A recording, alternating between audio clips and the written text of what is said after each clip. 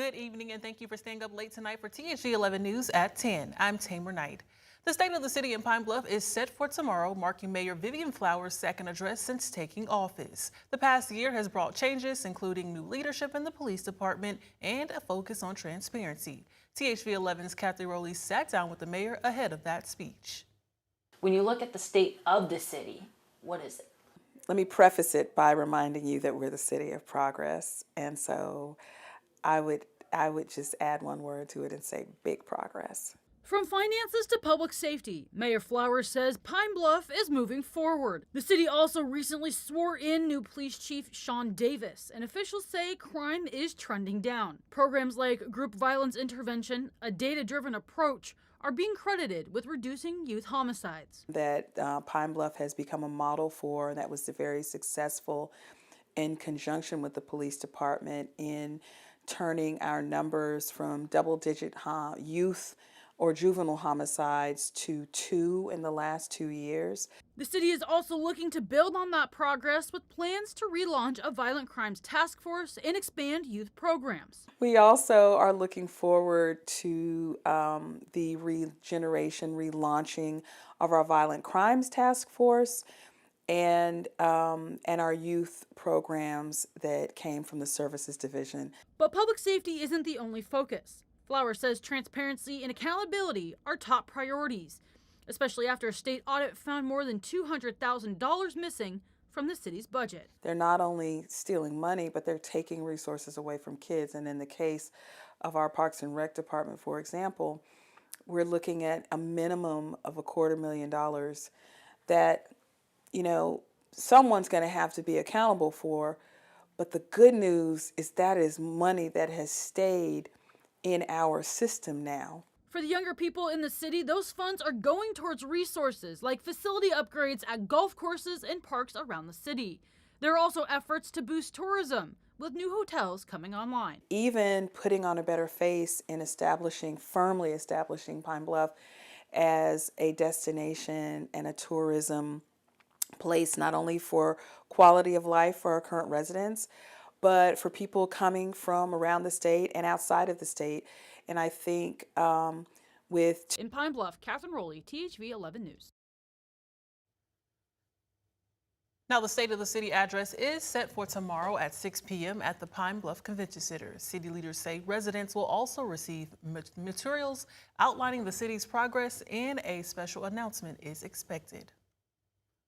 One Arkansas community is in mourning after the passing of a well-known first responder's passing. Russellville EMS and Fire Chief Steve Perry has died. Mayor Fred Teague took to social media to make the announcement.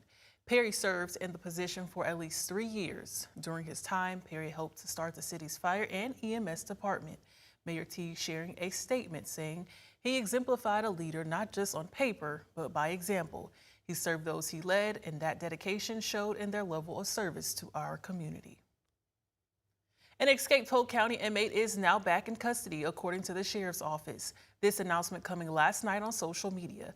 Levi Poor was captured after being found during a traffic stop on Highway 8.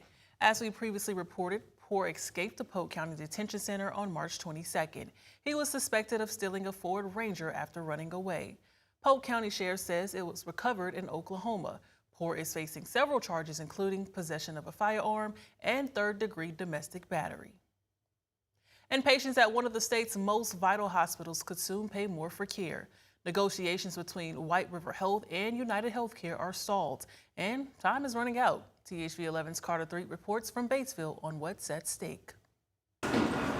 Patients from across north central Arkansas come here to White River Health. Many of them have the same insurance provider. Are there a lot of patients who currently use United Healthcare that come here to Batesville? In our service area, United Healthcare, between the commercial and the MA side, has about 10,000 participants. White River CFO Shauna Ives says those 10,000 could soon be in trouble. So we've been negotiating back and forth with United.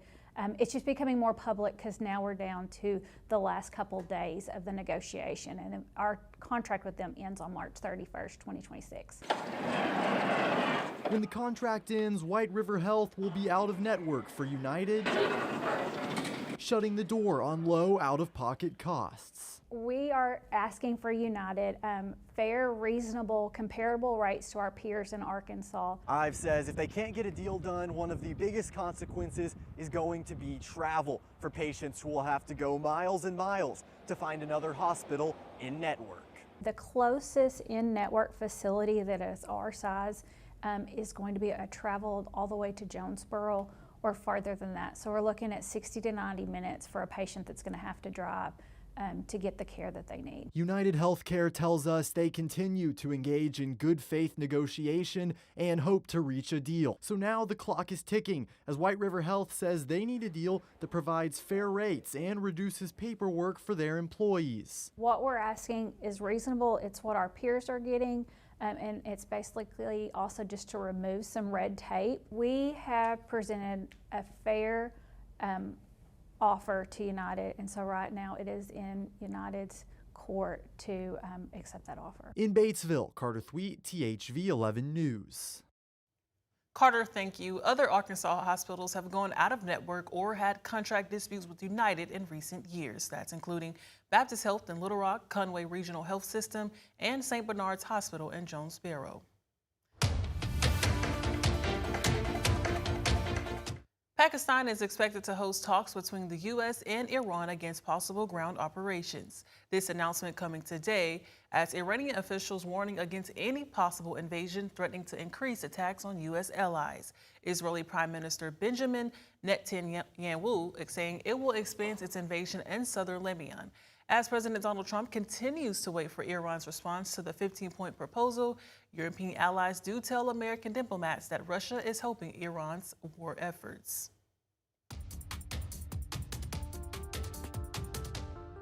And turning back home, with the Transportation Security Administration, or TSA, set to receive emergency pay as soon as tomorrow, as the partial government shutdown reaches 44 days, surpassing the previous record of the last one.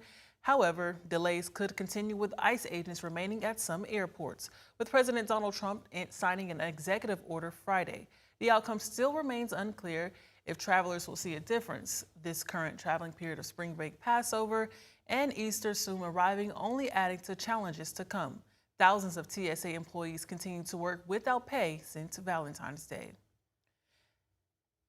And with some expected changes coming to TSA regarding pay, they will no longer be able to accept donations like gas or gift cards. That's according to an email received by TSA employees in Idaho. The shutdown has prompted more than 500 workers to quit and thousands to call out, causing long lines at multiple airports nationwide.